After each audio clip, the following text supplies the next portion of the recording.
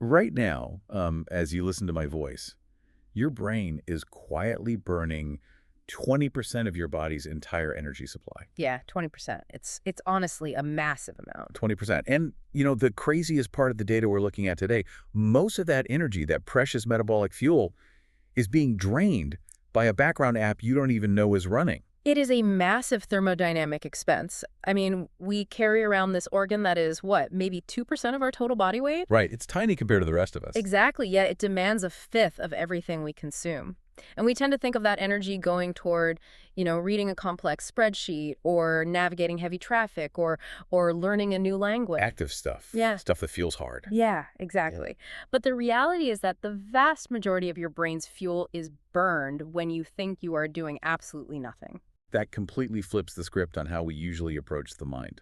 So for this deep dive, which is specifically custom tailored for the expert meditator listening right now, we're treating the brain not as some, mystical vessel for thoughts and feelings, but as a biological engine. A biological engine with a very strict, unforgiving metabolic budget. Right, because if you spent hundreds or maybe thousands of hours on the cushion, you know the frustration of feeling drained after a sit.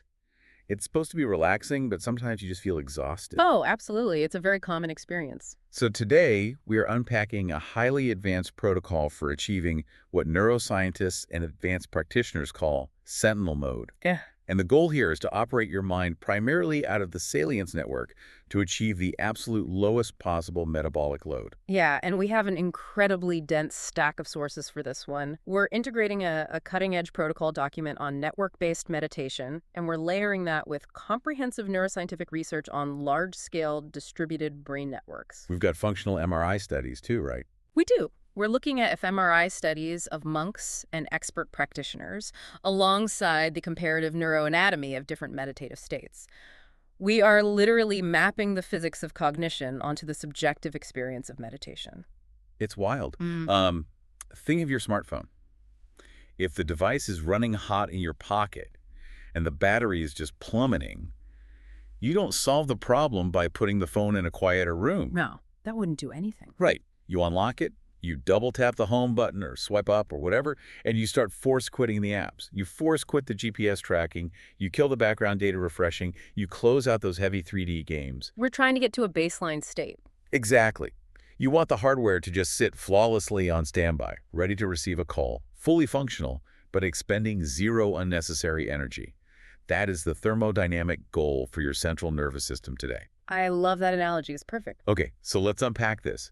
Because to optimize the engine, we have to open the hood and see what's actually draining the battery. Right. And in modern neuroscience, we don't just look at isolated brain regions anymore. We look at large-scale functional networks. And the biggest energy hog of them all, the background app that is draining your battery right now, is the default mode network, or the DMN. The DMN. I feel like this gets brought up a lot in mindfulness circles, Mm-hmm. but the discovery of it is actually one of the most fascinating accidents in recent medical history, isn't it? It really is. It goes back to Marcus Rachel's lab in the early 2000s. Right, at Washington University. Exactly. About 25 years ago, Rachel and his team were using PT scans and early fMRI machines, and they were trying to map cognitive tasks. So having people solve math problems or read words. The heavy compute tasks. Right. And to get a baseline for the experiment, they would have the subjects just lie in the scanner, stare at a simple crosshair on a screen, and rest. Just do absolutely nothing. Yeah, just rest. And they fully expected the brain's metabolic activity to drop significantly during this resting phase. Because, if you turn off the car, the engine should idle down. That just makes logical sense. That was the assumption. But the fMRI showed the exact opposite. When subjects stopped doing the math problems, a very specific, widespread network of brain regions suddenly flared to life, burning glucose at an astonishing rate. Wow. It was so intense and so unexpected that Rachel actually dubbed it the dark energy of the brain. The brain wasn't resting at all. It was actively constructing a massive simulation. I really want to break down the anatomy of that simulation because these source materials get incredibly technical. And for an experienced meditator, understanding the biological hardware of distraction is basically the whole game. Absolutely. It's crucial. So the protocol mentions the DMN is localized in the posterior cingulate cortex, the precuneus, and the medial prefrontal cortex. Let's translate that out of the textbook for everyone. what is actually happening in my head when those specific regions light up? Okay, let's take them one by one. The posterior cingulate cortex, or PCC, is essentially your brain's emotional and episodic memory hub. Okay, so memories. Yeah. So when you suddenly remember an awkward conversation you had 3 years ago and you feel a flush of embarrassment, the PCC is pulling that file. I hate when that happens. Right, we all do. Then you have the precuneus. Think of the precuneus as a 3D rendering engine. Like a graphics card in a computer. Exactly like a graphics card. It is heavily involved in visuospatial imagery and projecting yourself into a future environment. Okay, so if I'm sitting on the meditation cushion, but in my mind I am picturing myself walking into my boss's office tomorrow morning, the precuneus is building that virtual room. It is building the room, it's positioning you in it, and it's simulating the spatial reality. Wow. Okay, and the last one. Finally, you have the medial prefrontal cortex, the MPFC. This is the narrator. It is the core of your self-referential processing. The narrator. Yeah. It takes the memory from the PCC, the environment from the precuneus, and it weaves a story. So it's saying, I'm going to walk into that office, I'm going to say this, she's going to react like that, and my career will be ruined. It's a full-blown Hollywood production happening in a fraction of a second. Exactly. So if the DMN is our default state, it sounds like a poorly optimized, highly dramatic simulation game that's just constantly running in the background of our consciousness. It is an incredibly expensive simulation. Now, it's vital to acknowledge that the DMN is an evolutionary marvel. We need it. Right, it's not evil. No, not at all. It allows for autobiographical memory, long-term survival planning, and theory of mind, which is our ability to guess what other humans in our tribe are thinking. Which kept us alive on the savannah. Precisely. But in the modern world, and especially on the meditation cushion, its overactivity becomes pathological. When you are trapped in a repetitive, self-referential narrative about the past or the future, you are burning massive amounts of metabolic fuel on a simulation that has zero bearing on the present moment. Because it's not real. It's just a projection. Right. Rumination, anxiety, and depression are heavily correlated with an overactive, hyperconnected DMN. So the goal of our protocol isn't to surgically remove the DMN, but to strategically master the off switch. We want to force quit the simulation. Yes. But the DMN isn't the only app running. What happens when we actually try to focus? Say, I realize I'm daydreaming on the cushion, right? And I decide to forcefully bring my attention back to my breath. I'm switching networks then, right? You are. You are shifting out of the DMN and you're booting up two distinct task-positive networks. First is the Central Executive Network, or the CEN. The CEN. This is your heavy compute engine. It is anatomically localized primarily in the dorsolateral prefrontal cortex, which is the outer upper regions of the frontal lobes, and the posterior parietal cortex. The heavy compute engine. Give me an example of the CEN in action outside of meditation. Okay, if you are doing complex mental arithmetic, analyzing a logic puzzle, or holding a sequence of steps in your working memory, you are hammering the CEN. You're doing the hard math. Exactly. It evaluates, categorizes, and strategizes. And at a cellular level, it requires incredibly high neural firing rates. Neurons are communicating at very high frequencies. They're releasing neurotransmitters rapidly. Which takes energy. Huge amounts of energy. Yeah. It means the astrocytes nearby have to aggressively pump glucose to keep the whole system fueled. So it's basically rendering the 4K video of active problem solving. That's a great way to put it. But the CEN doesn't work alone. The protocol pairs it with the Dorsal Attention Network, or the DAN. The DAN. And the protocol calls this the manual thruster. The manual thruster, yes, it is the top-down aperture of your attention. When you actively choose to shine a laser-focused spotlight on a specific object, say, the physical sensation of the air passing over your upper lip, you are engaging the DAN. What's the hardware running the DAN? Where is that in the brain? It relies heavily on the intraparietal sulcus, which handles spatial attention, and the frontal eye fields. The eye fields. This is crucial. The frontal eye fields control visual attention and eye movements. When you engage the DAN, you are often utilizing active neuromuscular signaling. Meaning you're literally using muscles. Yes. You are literally deploying physical resources to hold that spotlight steady against the constant pull of distractions. Okay, let me make sure I'm mapping this correctly, because this is starting to make my own meditation struggles make so much sense. Go ahead. If a beginner meditator sits down and says, okay, I'm going to stare at this candle flame and think of absolutely nothing else, they are deploying the manual thrusters of the DAN to hold their eyes on the candle, and they are using the heavy compute engine of the CEN to constantly monitor if they're doing it right. Exactly. And if their mind wanders to what's for dinner, the DMN has booted up. So all three of these networks are metabolically expensive. They just burn fuel fast. They burn it incredibly fast. But there is a fourth network in this biological map, and it's essentially the circuit breaker for all the others, and that's the ventral attention network. The VAN. The protocol calls this the bottom-up fire alarm. The fire alarm is the perfect name for it. The VAN is an ancient, stimulus-driven reorienting system. It is heavily lateralized to the right hemisphere, specifically involving the temporoparietal junction and the ventral frontal cortex. And what triggers it? Well, the VAN doesn't care about your goals or your simulations. Its only job is to scan the environment for sudden, highly salient, unexpected stimuli. So it's the survival override. Precisely. If you are deeply immersed in a spreadsheet, so you've got heavy CEN and DAN engagement, and a glass shatters in the kitchen, the VAN instantly spikes. It pulls you out. It sends an interrupt signal that forces the DAN to drop the top-down focus, and it violently yanks your attention toward the sound of the glass. It breaks the current cognitive loop to force an immediate evaluation of potential danger. Okay, so this brings us to the core problem we're facing as meditators. The DMN is simulating my past and future. The CEN is overanalyzing everything I'm doing.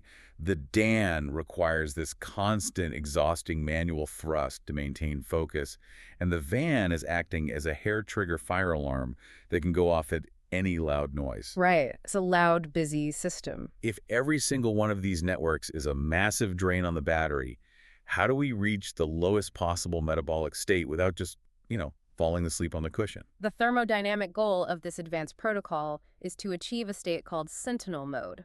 Neurologically, we are aiming for a relaxed, high-amplitude alpha and theta wave state. Let's ground that a bit, because we hear about alpha and theta waves constantly in pop science, usually sold alongside some expensive headband or app. Right, the biofeedback wearables. Mechanistically, what actually is a brainwave, and why do alpha and theta mean a lower metabolic load? A brainwave is simply the synchronized electrical firing of massive populations of neurons, usually measured via EEG. When you are deeply engaged in problem-solving or experiencing high anxiety, you see beta or even gamma waves. These are high-frequency, low-amplitude waves. High frequency means fast, right? Very fast. The neurons are firing rapidly and asynchronously. Every little cluster is doing its own intense processing. It burns a lot of energy. It's like a room full of people all shouting different conversations at once. Nobody's synced up. Exactly. It's chaotic and loud, but when you close your eyes and relax, the firing patterns start to slow down and synchronize. The neurons start firing together in slower, larger, rhythmic pulses. Like a chant. Yes. These are alpha waves, and as you drop deeper into meditation, they become theta waves. Because the firing rate is slower and the neurons are actually resting between the synchronized pulses, the overall metabolic demand on the brain just plummets. It becomes efficient. So to achieve those waves, the protocol dictates that we intentionally drop the manual spotlight of the DAN and we kill the narrative simulation of the DMN. So if we turn off the thrusters and we shut down the simulation, what actually remains online? You are left resting purely in the Salience Network, the SN. The Sentinel. The Sentinel. Anatomically, the Salience Network is anchored in the anterior insula and the dorsal anterior cingulate cortex, or DACC. What do those do? The anterior insula is your ultimate body mapper. It monitors internal visceral sensations, heart rate, respiration. The DACC is your error detection and conflict monitoring center. Okay. Normally, in a waking state, the SN acts as a dynamic switchboard. It constantly weighs internal sensations against external stimuli and decides, do I hand control over to the inward-looking DMN or the outward-looking task networks like the CEN? But the secret to Sentinel Mode is that we don't let the switchboard connect the call. We just hold it there. That is the crux of the entire practice. In this state, which is often called open monitoring or choiceless awareness, the SN acts as a pure passive gatekeeper. A passive gatekeeper. It functions as an ultra-low power sensor. It just registers inputs. So a sound hits the ear, a physical itch arises on the knee, a transient thought bubbles up. The SN registers the data, but it actively refuses to trigger the downstream recruitment of the CEN to analyze the data or the DAN to lock onto it. You are registering raw data, but you are not reacting. The source materials use this gorgeous analogy of a quiet pond, and I think it perfectly visualizes this. It really does. Imagine your mind is the perfectly still surface of a vast pond. The Salience Network is simply the surface tension of the water. When a sound happens or a breath occurs, it's like a pebble dropping in, creates a little ripple. Right. But you, as the observer, are not actively swimming toward the ripple. You aren't scooping up the water to investigate the pebble. You are just being the vast surface, letting the ripple expand and naturally dissolve. It's a profound phenomenological shift from active doing to passive being. And if we look at the history of meditative training, this is a massive leap from how most people are taught to meditate. Because beginners are almost always taught focused attention, or FA. Exactly. They are given the instruction. Focused exclusively on the breath at the tip of the nose. Which is essentially training the Dan. You're using the thruster. You are weightlifting with the Dorsal Attention Network. You are forcing the prefrontal cortex to hold a tight spotlight and continuously monitor for distractions. It's a workout. It is. It is highly effective for building basic cognitive control and teaching the brain to notice when it has wandered into the DMN. But functionally, it is exhausting. You are burning glucose to keep the manual thrusters firing. Whereas Sentinel Mode is different. Sentinel Mode open monitoring is about dropping the effort. It is the pursuit of an effortlessly sustained equilibrium. But let's be real for a second. Telling an overstressed professional or even a highly dedicated meditator to just be the pond sounds fantastic on a silent retreat, but in reality, our brains have a habit of booting up all these networks whether we want them to or not. No, constantly. So how do we configure the system to actually stay in Sentinel Mode, like mechanically? We have to treat it like an engineering problem. Which brings us to step 1 of the protocol, the physical setup and zeroing the van. Okay. Before you can deal with the thoughts, you have to deal with the hardware. You have to ensure the bottom-up fire alarms aren't being falsely triggered by your own body. So we're starting with the Ventral Attention Network, the car alarm. Exactly. And quieting the van comes down to neuromuscular signaling. The central nervous system operates on feedback loops. Okay. We constantly send motor commands down from the brain to the muscles, but the muscles are also constantly sending proprioceptive data feed-forward data back up the spinal cord to the brain via muscle spindles. So the brain is constantly asking the body, what is our physical status? Are we safe? Yes. And if your jaw is tightly clenched, if the micromuscles behind your eyes are strained, if your shoulders are hunched up toward your ears, your brain is receiving a massive stream of feed-forward tension data. He's getting warning signals. It processes that data and makes a very logical biological assumption. Our musculature is armored. Therefore, there is a task to perform, a heavy load to bear, or an active threat to manage. Wow. The physical tension is literally screaming at the brain to keep the task-positive networks online. It's telling the brain, do not power down the CEN or the DAN. We're in a combat stance.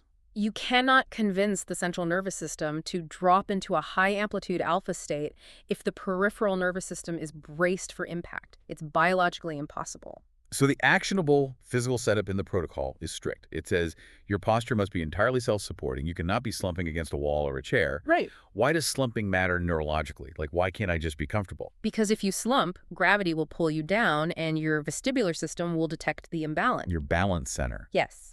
To keep you from literally falling over, the brain has to engage the CEN to continuously calculate micro-corrections in your core musculature. It keeps the compute engine running just to keep you upright. So a straight, stacked spine isn't just about looking like a proper yogi. It's structural efficiency, so the brain doesn't have to manage balance computations. The spine is stacked, but the musculature draped over it must be completely flaccid. The protocol specifies softening the muscles behind the eyes, letting the root of the tongue relax, allowing the jaw to go slack, and heavily dropping the shoulders. Wait, I need to stop you there and challenge this idea for a second. Sure. The van, as we defined it earlier, is triggered by sudden, unexpected external things. A car horn blaring outside my window, a dog barking next door. I don't control the environment. No, you don't. So how does relaxing the muscles in my jaw and eyes zero a fire alarm that is literally designed to detect a loud noise out in the street? That is the crucial mechanical distinction here. We have to separate raw sensory data from the startle reflex. Okay, unpack that. Zeroing the van by relaxing the body does not make you deaf. You will still hear the car horn, but you are intervening in the neuromuscular cascade that usually follows the sound. Walk me through the cascade, what normally happens. If your muscles are already primed with subtle baseline tension, which most of us have all the time, your nervous system is in a state of high gain. When the loud noise hits the auditory cortex, it immediately triggers a full-body neuromuscular jerk, a microsnap. Like a flinch. Exactly. The shoulders twitch, the eyes tighten, That physical snap is what forcefully yanks your attention, spiking the van. And then the van aggressively boots up the CEN to evaluate the threat, and the DMN spins up a narrative about how annoying the traffic is and how you're never going to be able to meditate. The noise isn't the hijack. The physical flinch to the noise is the hijack. Exactly. But if your physical hardware is entirely zeroed out, jaw slack, eyes soft, belly relaxed, that same car horn enters the system as pure sensory data. Because you don't flinch. Right. Because there is no pre-existing tension to amplify the signal, the acoustic wave creates a ripple on the pond, but it does not trigger the physical startle reflex. That's incredible. Without the startle reflex, there is no neurological hijack. The anterior insula registers the sound wave, the auditory cortex processes the pitch, and the sound simply passes. That is wild. By removing the physical tension, you literally rob the car horn of its ability to force boot your task networks. Okay, so we've got the hardware relaxed, the posture is stacked, the jaw is soft, the van is neutralized. The foundation is set. Now we have to shift to software. Step 2 of the protocol. Shifting from focusing to registering. This is where we attempt to drop the DAN. We are transitioning from the effortful top-down control of the Dorsal Attention Network to automatic bottom-up regulation within the Salience Network. Which goes against everything we naturally do. Our entire cognitive life is built on deploying attention like a flashlight to find things. It is a radical inversion of how we use our minds. Instead of casting a flashlight out into the dark to find a sensation, you turn the flashlight off, open your eyes to the ambient moonlight, and allow the environment to come to you. You expand into panoramic awareness. Yes. The protocol dictates that if the sound occurs or an itch arises on your arm, you do not crack it. What happens if I do track it? Say my knee itches and I focus on it. The moment you move your internal spotlight toward the itch to investigate it, you have engaged the manual thrusters of the DAN. The metabolic cost spikes. Furthermore, you must absolutely not name or categorize the phenomenon. Labeling. Yeah. Meditators love to label. Hearing, thinking. In some beginner traditions, noting or labeling is very useful. It builds awareness. But in Sentinel Mode, saying to yourself, that sound is a bird or that is a motorcycle, instantly engages the analytical machinery of the central executive network. Because it has to look at the word. Exactly. Your working memory pulls the acoustic data, compares it against a database of known sounds, finds a match, and applies a linguistic tag. You are booting up the supercomputer just to categorize a pigeon. Which is a tragic waste of battery. It really is. In Sentinel Mode, the SN simply notes the phenomena in its rawest pre-linguistic form. Arising, passing, pressure, heat, vibration. No nouns. Just sensory data. The fMRI data on expert practitioners achieving this state is stunning.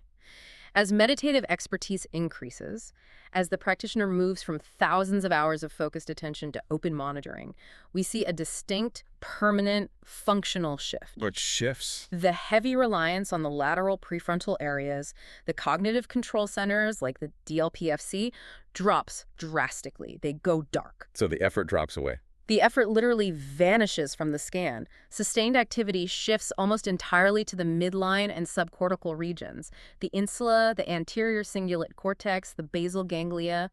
The brain learns to maintain highly alert, wakeful presence without requiring top-down, glucose-burning cognitive command. It's the park bench. If you sit on a bench next to a busy highway and you actively try to read the license plate of every single car zooming past, your eyes are darting, your brain is processing letters and numbers. It's exhausting. 10 minutes of that and you are totally exhausted. That is the DAN and CEN working in overdrive. But if you sit back on that exact same bench, soften your gaze, and just let the blur of colors and the hum of the engines wash over you, you are completely awake. You are taking in all the data, but you are grasping at none of it. That state feels completely effortless. The park bench analogy perfectly captures the phenomenological shift to the Salience Network. But, and this is a massive but, maintaining that park bench state is incredibly precarious. I can imagine. Even monks with 20,000 hours of practice experience network hijacking. Our brains are evolutionarily hardwired to grab onto things. To read the license plates. Always trying to read the plates. The key to achieving true thermodynamic efficiency isn't being perfect. It is the speed of error detection. You have to catch the network the very millisecond it tries to boot up. Which brings us to the core diagnostic tool of this deep dive, network error detection. Because the problem is, you can't hook yourself up to a functional MRI machine in your living room to see which network is active. No, unfortunately not. You have to rely on the phenomenological signatures. the subjective physical or mental feeling of the hijack. The protocol outlines the shift signatures and the system resets for each of the 4 major networks. Let's start with the big one. The energy hog. The default mode network hijack. The DMN hijack carries the highest metabolic cost because it is the most complex simulation. Subjectively, the shift signature feels like falling into a dream. It kind of sneaks up on you. It does. You suddenly realize you are experiencing verbal thought or mental imagery. You catch yourself talking to yourself, analyzing your past, or constructing an argument with a phantom opponent. You have left the park bench and you are driving one of the cars. That's a perfect way to look at it. So what is the system reset? How do I force quit the DMN when I realize I'm arguing with my invisible boss? The reset is a gentle release, drop the story, and the absolute most critical instruction here is that you do not fight the thought. Why not? If I realize I'm thinking about work, my instinct is to aggressively push the thought away and say, stop thinking, focus. Because if you get angry or aggressive with the distraction, you immediately boot up the central executive network to analyze your failure and the dorsal attention network to forcefully hold the mind still. You are fighting fire with gasoline. The moment you realize you are lost in the DMN, the simulation has actually already broken. Wait, really? Yes, the very fact that you noticed means the Salience Network has come back online to realize the error. So instead of fighting the thought, you simply notice it as a transient biological event, a secretion of the brain, no different than a stomach grumbling, and you effortlessly let it evaporate as you return to the spacious panoramic present. Just unclench the mental fist. Okay, what about the Dorsal Attention Network? The DAN hijack. The DAN hijack carries a medium to high metabolic cost, and it is the most insidious trap for experienced meditators. Why experienced meditators? Because experienced meditators are highly trained in concentration, so they default to it. The shift signature of a DAN hijack feels like micro-straining. Like a physical feeling. Yes. You feel it as a physical squinting sensation. Even with your eyelids closed, you will feel tension creeping into the extraocular muscles around your eyes, or tightening in the center of your forehead. Oh, I do this all the time. Most of us do. Yeah. You are trying too hard to lock onto an object, usually the breath. You have narrowed the aperture too tightly. You are back to reading license plates. Yes. The system reset for the DAN is primarily physical. Because the DAN is linked to the frontal eye fields, you must intentionally physically relax the eyes and the face. And cognitively. Cognitively, you intentionally widen the lens. If you are hyper-focused on the tip of the nose, you expand your attention to include the periphery of your vision behind closed eyes or the global space of your entire body. Pulling the aperture wide mechanically forces the DAN to disengage. All right, that brings us to the VAN hijack, the Ventral Attention Network fire alarm. The VAN hijack carries a spike cost. It burns a sudden, violent burst of energy. The signature feels like a sharp snap or a physical jerk. A car door slams outside, or a sharp, burning itch suddenly materializes on your shoulder, and your attention is forcefully ripped away from the global field and pinpointed on that one intense sensation. And the reset. Because I can't just ignore a burning itch. The reset is non-reaction. You acknowledge the interruption. You allow the itch to exist in consciousness, but you refuse to zoom in on it with the DAN, and you refuse to generate a DMN story about how agonizing it is. So you just let it be itchy? You let the sensory ripple dissolve back into the panoramic field. You don't scratch it. You don't fight it. You allow it to be just one data point in a massive multisensory field of data points. Which brings us to the final hijack. And I have a personal story for this one because this is the one that ruins me. The Central Executive Network hijack. The CEN hijack, the ultimate trap for the intellectual practitioner. Seriously. A few years ago, I was on a 10-day Vipalansa retreat. By day 4, the mental chatter had quieted down, my body was relaxed, and I felt like I was dropping into this incredibly profound, still state. It's a great feeling. It was amazing. And immediately my brain went, wow, we are doing it. We're meditating perfectly. How deep are we right now? Let me check my posture. I wonder if I can hold this exact state for the next hour. Oh, yeah. And within 30 seconds, the peace was entirely shattered. I had a headache, and I felt totally exhausted. That is a textbook CEN hijack. The protocol calls this meta-meditation. You start evaluating your own progress. You analyze the meditation while you are doing it. It's so frustrating. You're sitting there asking, am I in the Salience Network right now? Is my metabolic load low? Am I achieving Sentinel Mode perfectly? It's the absolute irony of optimization. The very desire to perform the meditation perfectly is exactly what boots up the heavy compute engine. The moment you ask, am I doing this right? Your dorsolateral prefrontal cortex lights up like a stadium. Your neural firing rates skyrocket. You are strategizing, evaluating, and categorizing. You ruin the precise thermodynamic efficiency you were attempting to achieve. It is exactly like checking the battery saver app on your phone so obsessively that the screen time from checking the app actually drains the battery faster. That is exactly what it is. Yeah. The system reset for the CEN hijack is an act of total surrender. You must turn the optimization objective off. How do you do that? You have to recognize that evaluating the meditation is just another compute loop. It is just another thought. You label the analytical voice as evaluating, and you drop back into pure, dumb registering. You have to surrender the ego's need to know how well you are performing. Surrender the need to know how well you are doing just to let this system idle. Wow. Let's fast forward a bit. Let's say a listener takes this protocol to the cushion tomorrow. Over months and years, they master Sentinel Mode. They execute these resets flawlessly. They catch the DMN before it simulates, they relax the DAN before it strains, they zero the VAN, and they drop the CEN's relentless analysis. They achieve that elegant thermodynamic efficiency where the engine is just idling purely in the Salience Network. A beautiful state to reach. What actually happens to the biological hardware of the brain over the long term? This is where we cross from psychology into structural neuroplasticity. We rely on the fundamental rule of Hebbian learning. Neurons that fire together wire together. Right. And conversely, neurons that are repeatedly deprived of synchronous firing will weaken their synaptic connections. By constantly catching the DMN and powering it down before it can run a full simulation, you are literally starving those synapses of action potentials. Over the long term, the structural connectivity of the brain changes. The brain physically wires itself to support this low-power efficiency. Yes. When we look at the fMRI data of expert open monitoring meditators, we don't just see changes while they are meditating. We see decreased default mode network activity and connectivity even at rest. Even when they aren't meditating. Exactly. Their baseline state of existence has changed.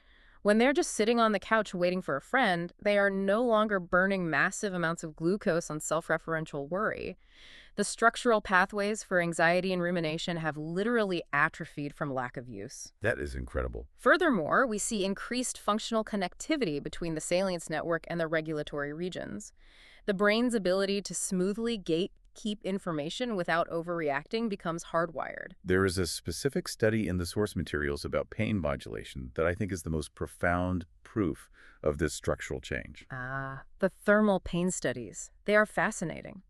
Researchers take advanced open monitoring practitioners and apply a high-heat thermal probe to their leg enough to cause significant acute pain. Ouch. Right. Now, in a normal, non-meditator control subject, the fMRI shows the anterior insula lighting up to register the raw sensation of heat. But immediately, a massive signal cascades into the medial prefrontal cortex and the DMN. So the brain screams. Yes. The brain screams, "This hurts, it is damaging me. Make it stop. How long will this last?"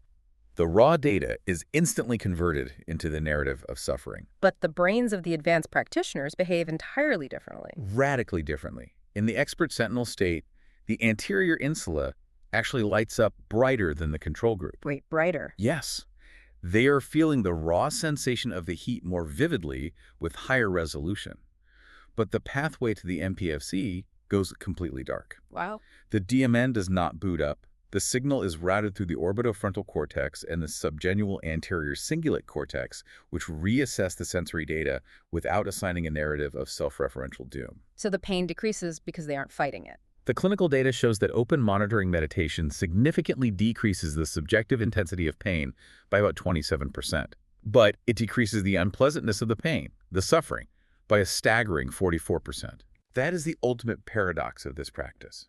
By doing absolutely nothing, by refusing to deploy the manual thrusters to block the pain, by refusing to engage the compute engine to analyze the pain, and by shutting down the narrative of how bad the pain is, we structurally rewire the brain to endure stress better than if we fought it. Exactly. We sever the biological link between raw sensation and manufactured suffering. And you achieve that resilience while utilizing a fraction of the metabolic energy.